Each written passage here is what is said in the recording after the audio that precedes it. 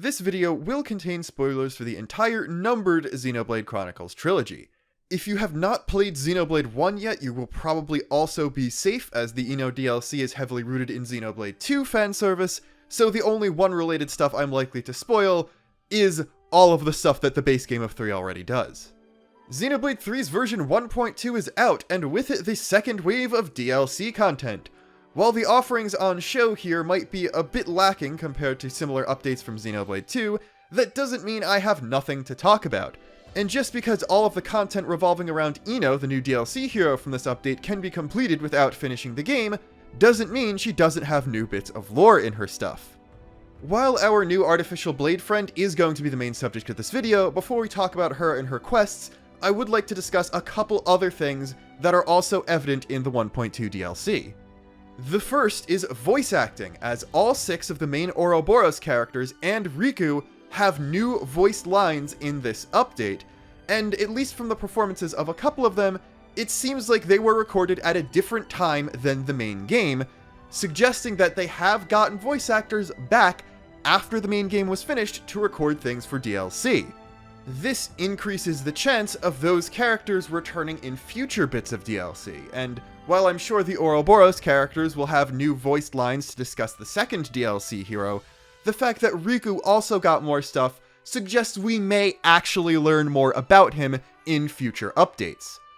Unfortunately, Manana did not receive any new voice lines, so it's possible that she's going to be a bit more of a background character in any new quests that might be added in future updates, which does sort of make sense because Riku's entire job is being the mysterious guy, and their Ascension Quest was mainly focused on her, so I feel like if they use the DLC to explore some of the mystery surrounding Riku, it's not necessarily giving Manana less of a spotlight, because she's actually also very important in a few other hero quests like Miyabi's. As we have no knowledge of the internal logistics behind the development and localization of Xenoblade 3, we have no way of knowing if the voice cast for the Ouroboros characters has already recorded their new lines for the second DLC hero, or if they'll need to go back into the studio at a later date to get those, but the more times they have to record things, the more likely it is that their character is going to show up in more stuff down the line, so the more new recording sessions an actor has, the more likely it is some character played by them will show up in future things like the story DLC.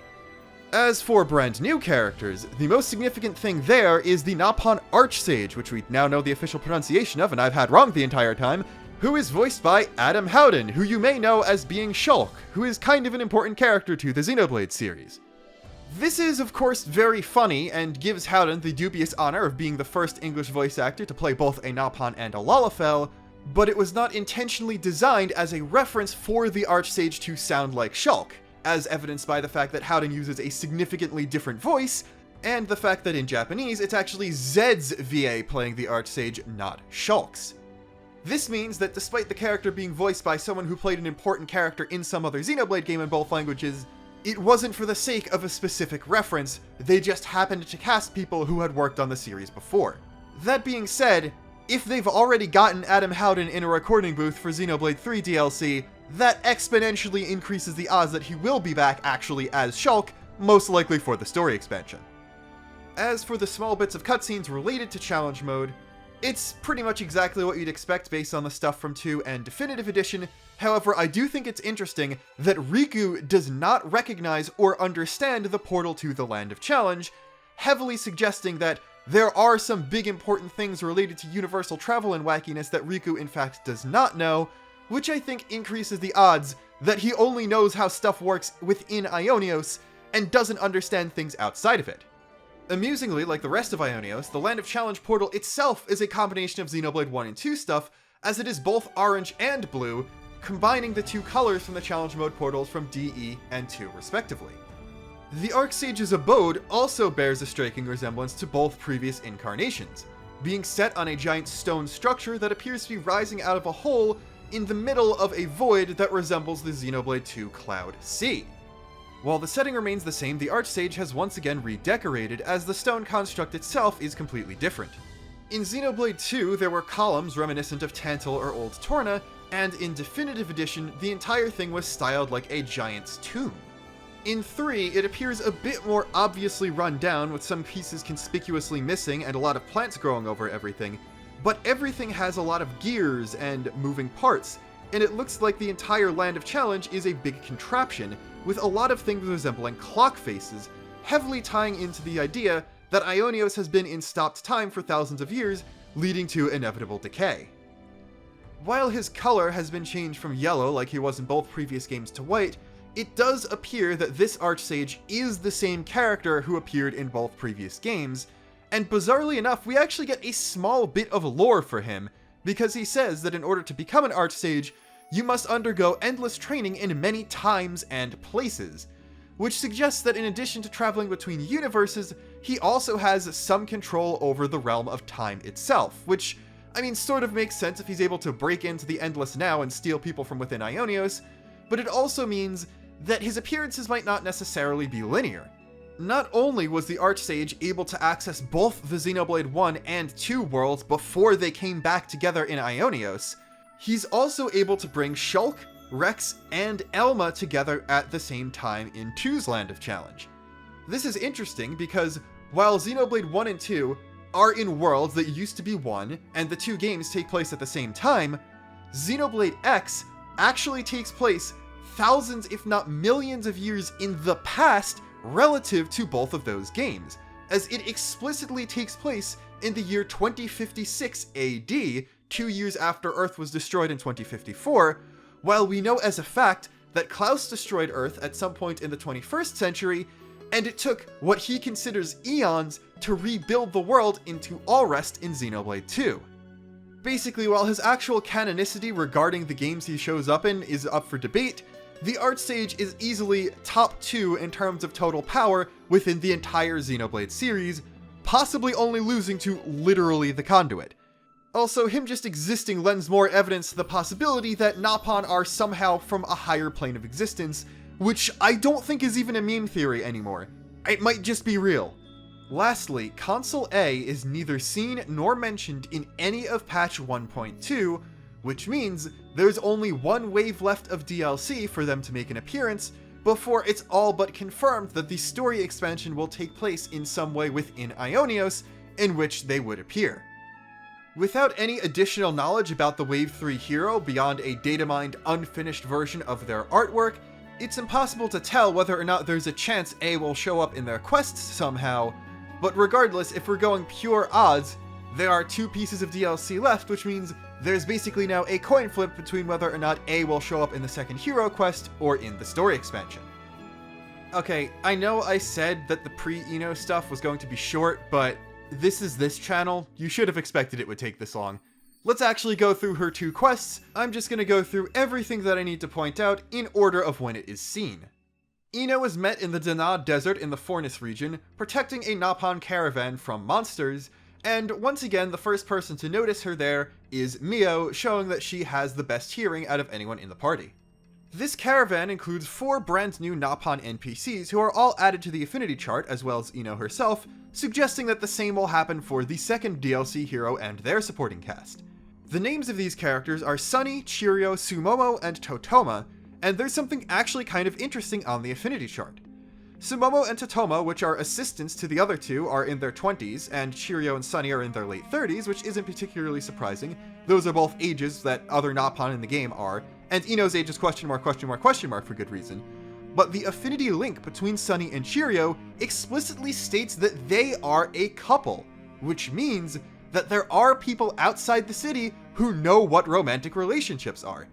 Additionally, in the Ascension Quest, Pororo, a character from a different Nopon caravan, mentions his great a bunch of times Grampypon, which means that caravan Nopon also know of the concept of children. And this is very interesting because these are people outside the city who know what romance and reproduction are, which seems kind of surprising considering that Mobius has to be aware that they exist. Obviously, if they told any of this stuff to soldiers of Kevis and Agnes, Mobius would immediately come in, wipe them and the colony they talked to out, but I think it's interesting that they were straight up allowed to quote-unquote live life normally. We have the statement from X that Nopon are not supposed to interfere, which can obviously be taken to mean that Nopon have some sort of pact with Mobius to not directly oppose them, but I didn't think it would go as far as to give them this much freedom. I do think one of the stipulations of the agreement was that Nopon are not allowed to use the Iris, because that leaves them a lot more helpless and they wouldn't really be able to do much even if they did start resisting Mobius, which ties into the fact that the main villain of the Ascension Quest is a monster that's been going around hunting Nopon for ages. Caravan Nopon seem to be pretty much unrestricted as long as they don't oppose Mobius or reveal secrets to soldiers, but Colony Nopon are still a little bit up in the air. Riku always knows more than he lets on, so we shouldn't really pay attention to him, but Manana and basically every other Nopon we know assigned to a colony can go either way as to whether or not they're as unrestricted as Caravan Nopon, or if, as a result of them being assigned to a colony or choosing to work with a colony, they also had to undergo the conditioning soldiers do that makes them forget things about the world, albeit they are not shackled to the flame clock and don't have their lifespans restricted. Due to the lack of any centralized Nopon settlement outside of the city, and the fact that the two major Nopon locations, Frontier Village from Xenoblade 1 and Argentum from Xenoblade 2, are not shown at all in Ionios, my running theory is that Nopon are nomadic, traveling as caravans in small groups around Ionios, and if one gets attached to a certain colony or wants a more diverse job opportunity, they can get employed there where they'll be paid a salary, probably by the console itself, again with the stipulation of not being able to blab to the soldiers about things they're not supposed to know. The only real wrinkle in this is the fact that the city is the only place we really see young Nopon, so it's also possible that most Nopon come from the city in some way or another, and that it's not just people like Riku, but all of Nopon in general, who are working subtly behind the scenes to subvert Mobius and pave the opportunity for a group of Ouroboros to rise up and take out Zed for good. Obviously, not every Nopon is that entrenched in the conspiracy, because there are some young ones, some ones who clearly don't know stuff, there's the guy who just really likes Alexandria, and there's Manana, who is completely clueless as to basically everything weird about Riku, but it seems like there is some concerted effort within Nopon to help people out while still obeying with the rules and the pact they had with the consuls. While this new caravan has been added and is heavily associated with Ino, providing services relevant to growing her using the Ino swap feature and featuring in both of her quests, that does not mean she completely lives with them the entire time. She's the champion of all Nopon and goes around Ionios helping them out when they're in need. She's associated with the entire caravan, not just this specific group. As such, she also does not have the concept of siding with either Keves or Agnes in the war, and it really seems like she only associates with Caravan Nopon and doesn't really go near colonies or do anything related to the two nations at all. She also finds the idea of the party going out of their way to help Nopon in need a very heroic quality, and while yes, she does use the word Heropon, that's not particularly a big deal in this case, as that term is also used by other Nopon throughout the main game of Xenoblade 3. The main thing besides Heroponing that Ino has tasked herself with is the gathering of High Ether, the new collectible this patch. This appears in its own special deposits and glows yellow instead of light green like the usual ether deposits. These also form ether spheres instead of small pools on the ground, and seem to draw monsters to them, meaning that in order to collect from a certain deposit, you need to take them out first. High Ether also appears to be more concentrated and more dangerous than the regular deposits, and requires Ino's special HD Ether Cylinder Plus in order to properly contain it. Her needing this stuff is not just a reference to the gameplay mechanic, it's actually somehow canon, as she claims that she needs it to strengthen herself back up in order to properly protect Nopon kind. This means that somehow she was weakened in the past, and needs to regain her strength in order to do what she wants to do. It's uncertain how specifically she was weakened, but I think we can get a pretty decent idea once we learn a little bit more about her later on. I don't think there's any specific additional lore behind High Ether, like how it exists or why certain deposits are in certain locations. It's mostly just a MacGuffin for the quest, but the fact remains that, knowing what we know about Ether throughout the entire series, stuff like this isn't unreasonable to exist. After collecting the High Ether, Ino then drinks it, and this is important for a couple things. The first is that the cylinder does not visibly appear empty whatsoever once she's done drinking it, which means that Sagiri is still the only character in this series to successfully eat food. And second, she then explains her deal, which is what we've been guessing the entire time. She is an artificial blade. She says that her creator is named Usu, which is very important because that is one letter off from the name of Tora's grandfather, the Nopon who initially put in the first designs for the artificial blade that would eventually become Lila. Susu's name is different in the Japanese version of 2, but a similar thing is done in the Japanese version of 3, so her creator is definitely named at least after him. This brings up two possibilities. The first is that this is literally Susu himself taking on a slightly different name as a bad attempt at disguising. If you played the Xenoblade 2 DLC and did the Poppy Buster quests, you would know that Susu has actually secretly survived and continues working on artificial blades. He doesn't return to living with Tora or his father, but he does keep on with his work, and as such would likely still be making artificial blades after the end of Xenoblade 2 and in the lead up to 3. Granted, he is pretty old, so he might have died of old age in between 2 and 3, and as such Ino might have been the last thing he created, but the point remains, he's still around and could theoretically have done that. There is also precedent in Future Connected for Nopon, when changing their names, to make very slight differences in them, so that's all entirely possible. The other possibility is that while Tora was busy working on Origin, his child, who he named after his grandfather, continued his work on artificial blades instead. If you can get past the terrifying idea of Tora reproducing in the first place, this isn't particularly far-fetched. We obviously know as a fact that enough time has passed since the end of 2 for Rex to have multiple children, and since he was 15 in 2, and I personally think Tora was no younger than 11, him also having kids is perfectly reasonable, especially if the photo of the Xenoblade 2 party was taken years prior to everyone getting put in Origin. The only issue with that is that Tora's kid would have to be younger than Rex's children, and we have very good reason to believe that Mio is a young teenager at most, which even within the Xeno series, which has a long-standing tradition of having technological geniuses that are 15 and younger, see Valdi for example, is kind of pushing it.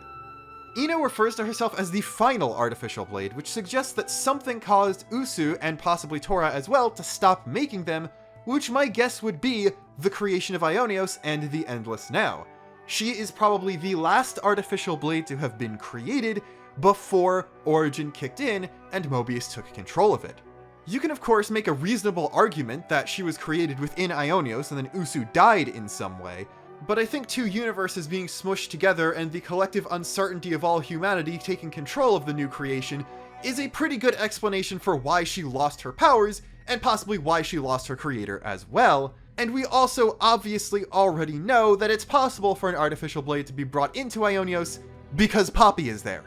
Even if Usu and Tora did make it into Ionios completely unscathed, I do think that they would stop just making artificial blades, because we know as a fact Nopon were in part responsible for the creation of Lucky 7, and Ouroboros interlinking is very similar to the blade system as well, so the talented Nopon engineers probably would have switched priorities as soon as they realized Mobius was an enemy that couldn't be taken out with traditional means.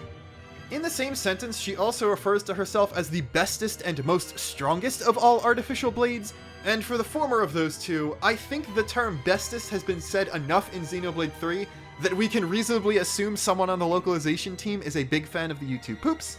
And as for most strongest, well, either she's just straight up lying, she's only referring to the blades created by Usu, or Poppy Cutie Pie has been officially confirmed as non-canon, including Tora creating her after the end of Xenoblade 2, because Ino is not the most strongest of anything. She's not the best hero or class in Xenoblade 3, and while you can do funny things with Nipponic Champion, she's nowhere near as broken as Cutie Pie was in 2, so that statement is just wrong, unless literally every major enemy in Xenoblade 3 is canonically more powerful than literally every single major enemy in Xenoblade 2, which really does not seem to be the case. Anyway, after Ino explains all this stuff, we get a continuation of a joke that was present in the main game, which is the Xenoblade 3 cast did not play Xenoblade 2, and just completely do not understand anything about things specific to it. This is primarily present in Nia Hero Quest related stuff, so someone starting the game now with the DLC installed would actually see this moment in Ino's stuff first and then Nia, but it's not really a timeline related joke, so it works in both directions. The party also points out that she's sort of like an anthropomorphized version of the blade weapons they can all call upon, which work similar to blade weapons from Xenoblade 2, which I think is a pretty good indication that the Iris and its related technologies and powers are somehow connected to or derived from the blade system, because with the exception of Kavesi characters needing power frames to match up to Agnian ones in terms of physical strength, the Iris does basically put everyone on the same playing field and actually equalizes blades and humans. Blades can summon their weapons and fight at full power on their own, like something only a Flesh or Blade Eater in Xenoblade 2 could do, while non-blades can summon weapons and fight with them themselves, not needing to rely on a blade partner. So it sort of seems like the evolution to the blade system, where blades are no longer dependent on humans to literally exist, and yet fighting alongside each other is still the way to be the strongest, that the people in 2 were pushing for the whole time. It's also possible that once this development was made, the need for artificial blades to give someone the strength of a driver was no longer present, and as such, the people creating them stopped doing that. That last bit, though, I don't necessarily think is true, because Ino was made to defend Nappan and not really get in the way of humans, and obviously Nappan can't use the Iris. Despite not understanding what she's saying, Noah does believe she has good intentions, and using his Iris is able to access her class, which makes Ino think that he is in fact her destined driver. Which is of course funny, because he's obviously not going to know what a driver is if he doesn't know what a blade is, and Noah's girlfriend is also literally a blade, and yet he's Ino's driver and not hers. Noah goes along with the entire thing about her wanting to call him her driver and Master Pawn, which more or less confirms that she was made by Tora or a relative of Tora's. She's not just an artificial blade made by some other Nappan who happens to be named sort of like one of the family. But the most important thing is, when she's trying and failing miserably to describe what a driver is, she references a line that Mithra said in a Torna flashback that was present in the main game of Xenoblade 2 pre-DLC, about how driver and blade are one in body and soul. In addition to just being a cool piece of Xenoblade 2 fanservice, bizarrely enough, this actually sort of has lore in it. She says all of this is according to Grandmaster Pawn, which means she first heard this phrase from Usu, which, again, heavily suggests that he's connected to Tora if he's directly quoting something Mithra said, but even more important, the tense between the two versions of the quote is different. The original Mithra line in full is, "A driver and blade are one in body and soul. That's their very nature." Obviously, this is a Torna-era flashback, so she's saying it 500 years prior to Xenoblade 2 taking place, but nothing fundamentally about how the blade system works has changed over that time, other than drivers and blades developing more efficient ways of fighting, so that should still be applicable to the main story. As for Ino, she says that according to Usu, drivers and blades were originally, past tense, one in body and soul, meaning that that is no longer the case, which heavily suggests that the theories that Klaus's last gift significantly altered the blade system, probably making them capable of existing without being tied to a human and maybe unlocking the ability to reproduce with them, are in fact true. There are 2 more interesting things I think are worth pointing out for her unlock quest. The first is in the little fanfare screen that says "New Hero Added, Ino." Every time you unlock a new hero, you get one of those screens, and before it goes to the shot of their animation where the voice line plays and you can see who inherited their class, a little symbol representing that hero's faction shows up, and Ino is actually the first instance of a brand new symbol. For any character associated with Keves or Agnes, this includes the queens, you just get that country's symbol, which can be seen in many other places. Any Lost Number characters get their symbol, Triton and Sagiri get the Mobius symbol, and Riku and Manana get both the Keves and Agnes symbols at the same time. As Ino is not associated with any faction and is primarily concerned with wandering the world helping Nappan in need, she gets the symbol of the Nappan Caravan. This opens up new possibilities for the future because it shows they're not beyond adding new symbols for new DLC heroes, so it's more than possible the second DLC hero has another new symbol and is associated with something completely different. And I also just think it's kind of funny that the hero that is literally 2 Nappan put together does not get the Nappan symbol, but the artificial blade does. Lastly, before we move on to the Ascension Quest, completing the regular Unlock quest also unlocks just a normal green quest, where you can go and get the HD Ether Cylinder Plus upgraded to allow it to gain more ether from each location. Ino says she needs a Nappan technician for it, and Lens offers Riku up for the job, obviously, but Riku says his wings are too full with blade and gem maintenance, so he wants to delegate the work to someone else because he's busy. You then get Totoma and he upgrades everything, and that's all well and good, but the important thing is that Riku does not say he can't do it, he says that he has too much on his plate to do it, which means he probably could if he wasn't so busy. That means that Riku, despite not knowing any Land of Challenge related stuff, does seem to have at least some basic knowledge for things tangentially related to artificial blades. This is interesting because as far as we can tell, his master pawn who taught him everything he knows was more associated with the Napan who worked on Lucky 7 and not who worked on artificial blades and the Ouroboros stones, which I think is kind of interesting and suggests that he doesn't just know Lucky 7 and Kavesi related stuff, he might know just more general Napan technician things that were passed down throughout all the important and powerful and smart Napan who live for indeterminate amount of times because their age on the affinity chart is question mark, question mark, question mark. Basically, this doesn't outright confirm that he has more lore knowledge than we initially thought he does, it just means that his technical ability is even greater than we thought. At last we arrive at Ino's Ascension Quest, and this somehow opens right up with new Napan caravan lore, surprisingly enough. The inciting incident of this quest is the party walking in on a meeting of representatives from the entire Napan caravan, and this is sort of interesting because it outright confirms that despite being composed of a lot of disparate parts across the entire world, the Napan caravan is in some way one individual organized entity that, while we don't see anything about its actual power structure and is probably just a loose confederation of people leading every different nomadic group, it does show that they at least semi-regularly meet to discuss various matters and have some sort of communication and internal structure within themselves, so that really backs up a lot of other things I've been saying earlier in the video about the Napan caravan not just being a bunch of groups of different fluffballs around the entire world, but one unified faction that is capable of doing some of the things I suggested it could do, like negotiating with Mobius. The caravan leaders have come together to discuss the once-in-a-century calamity that is the appearance of the natural enemy of all Napan, Ino's arch-nemesis, the dread beast, Napan Eater.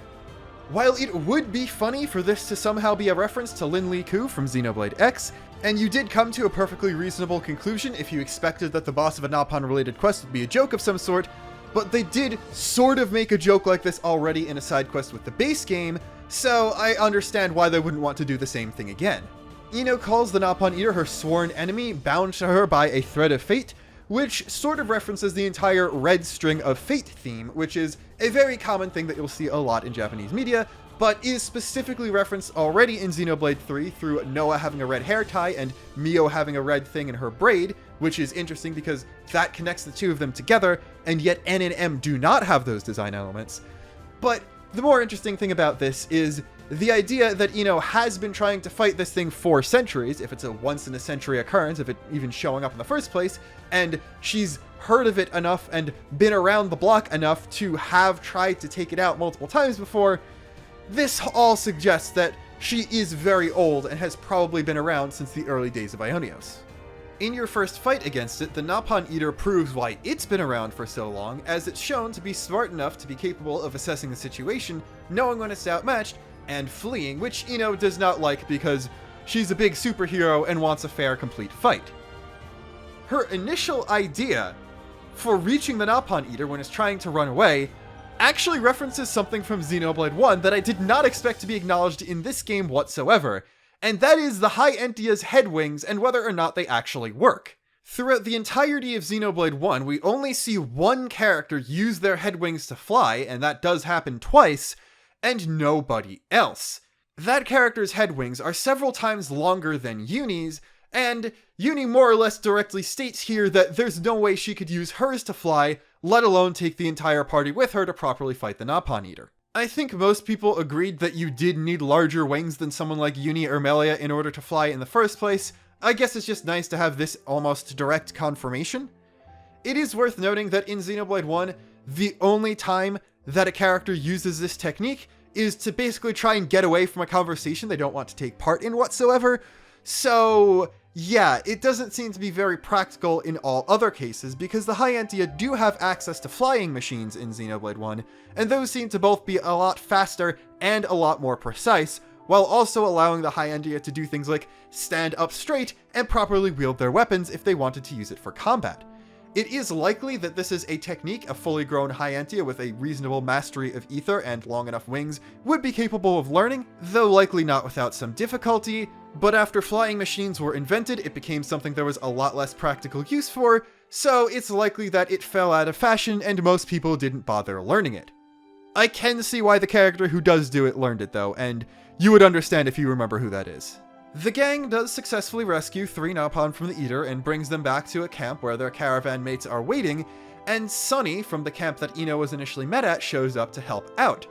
When he arrives, he does refer to himself as the unworthy Sunny, which is, I think, him just melodramatically referencing the idea that Napon in Xenoblade 2 seem to have a lot less of a chance of having the aptitude to become a driver, as seen in the fact that 3 generations of Tora's family all was incapable of doing so until they invented artificial blades. Sunny suggests a new method to keeping the Napon Eater trapped so they can defeat it before it flees again, and that is making an under-the-table deal for a special kind of pollen orb he made, which is a continuation of a long-running reference in the series that Napon are hopelessly addicted to drugs, and there are many kinds of pollen orbs that do a lot more than just be food that they like. Sunny is truly the Walter White of Napon, as he says he is tempted to dip into his own stash to help make this pollen orb, but decides not to and just sends the party on another fetch quest to pick up the necessary materials instead. While Sunny is back in the lab cooking something up, Cheerio shows up, having used the Napon Caravan's massive information network to already deduce exactly where the Napon Eater is hiding, which is neat because it shows that the caravan really isn't a joke. It is very well connected and very capable, and doing things like supporting the city clandestinely, or checking every single Keves colony until you see that Noah's been reborn so you can send one of your agents who has a copy of Lucky 7 and enough knowledge that he could serve as a very subtle mentor figure and help guide him to the possibility of becoming Ouroboros again and taking on Mobius, are not out of the realm of possibility. While Tiger not existing in Ionios means they can't use the term Gamerpon again, which, let's be real, that is another very, very strong mark against Xenoblade 3's DLC in comparison to 2's. They did throw in another funny gaming reference because the thing Sunny manages to cook up is the overwhelmingly potent, or OP, pollen orb. Its stench is so overwhelmingly potent that only Napon can get within like 25 feet of it without retching and stuffing a tissue up their nose to try and avoid the smell. That joke is of course continued by Ino not being affected by the pollen orb, but it being ambiguous if that's the case because she's a robot with no sense of smell, or she was made by Napon so she has a Napon's nose. In this scene, Noah turns to the rest of the party members and folds his arms, and you can see Ino mimicking him in the background, so I think this is a good time to very lightly touch on the actual type of relationship he has with her. It's not like the relationships he has really with any of his other friends, or even like most Driver and Blade relationships we see throughout Xenoblade 2. Ino is very much a young, bubbly, overzealous, and somewhat clumsy and not completely competent on her own child, who needs the guiding hand of someone a bit more mature and level-headed like Noah to properly realize her potential and grow into the hero she's actually capable of being. Basically, Noah is like an older brother or a father to her, and I like seeing this because this without a doubt shows that Noah probably would be a good father, which means the little glimpses and flashbacks of his previous lives of him having a kid that we see show that that kid was well taken care of, and also kind of suggests that if after the end of the game Noah and Mio are able to meet up again, their children are going to be loved and treated very well. Also, it's just kind of really adorable in general, and while I'm still kind of up in the air on how I feel about Ino's actual voice direction, she is a great character and I love her very much. It's just something about the green-haired ones. I don't know. When confronting the Eater for a second time, Ino has a line where she just kind of grumbles at it, and it specifically says something very close to Murgerger, which is a meme from Bravely Default. Not sure if that's an intentional reference or just kind of a common onomatopoeia for someone grumbling, but I think it's neat. In the cutscene where the OP Pollen Orb is finally used, Noah is actually forced into the Nipponic Champion class outfit and uses the class's weapon, which is interesting because full-on, fully animated cutscenes like these usually have all of the characters in their default weapons and not whatever class they happen to be equipped to, so it's neat that they actually chose to go out of the way to do this, because this is Noah expressing his belief that the team of he and Ino can do this. She says they'll end things by the power of Driver and Blade, The two of them start glowing using the exact same effect a driver and blade pair in Xenoblade 2 powering up would use, and the Xenoblade 2 normal battle theme starts playing and actually takes over as the fight theme for the rest of the Nopon Eater boss battle unless you activate a chain attack. This really is the Xenoblade 2 of Xenoblade 3. In the following cutscene after winning the boss fight in-game, Noah and Ino do a big combo attack to finish it off, effectively using a level 4 blade special from Xenoblade 2. The effects on the attack look wind-like to me, suggesting that Ino's natural blade element would have been wind if she were in a normal blade driver pairing, which tracks given her hair color, and I think is kind of interesting because none of the Poppy form's default element was wind, Poppy Buster wasn't wind, and as far as you know, Lila and the artificial blades used by Torna weren't either, so she'd be the first of her kind that we've seen on screen. Tyon points out the glow. Ino says it's a representation of the bond between Blade and Driver, and that they can achieve limitless power when they work together, and Noah's response is, "Limitless power, huh? If that truly were within our reach, ... Which is really funny because interlinking is a very similar power to a Driver and Blade bond, and, well, we've seen what happens when he realizes the full power of that in the story. And then he also gets the true power of Lucky 7, which is like the closest thing to limitless power Ionios as a world has, so between that and him basically saying YOLO when we know as a fact he's been reincarnated multiple times, I think the writers really wanted to pour on the dramatic irony with Noah phrases this time. With all that being said, this video is at least twice as long as I expected it to be, so forgive me for not having a witty outro. Thank you so much for watching as always. Like, comment, and subscribe if you enjoyed this and want to see more from me in the future. Don't be surprised if it kinda takes a bit for my next video to come out because I want to cover the Xenoblade 3 Special Edition art book and there is a lot to talk about there. So until next time, which might be something shorter I put out in the meantime, I am in fact the Luxon doing the signing off.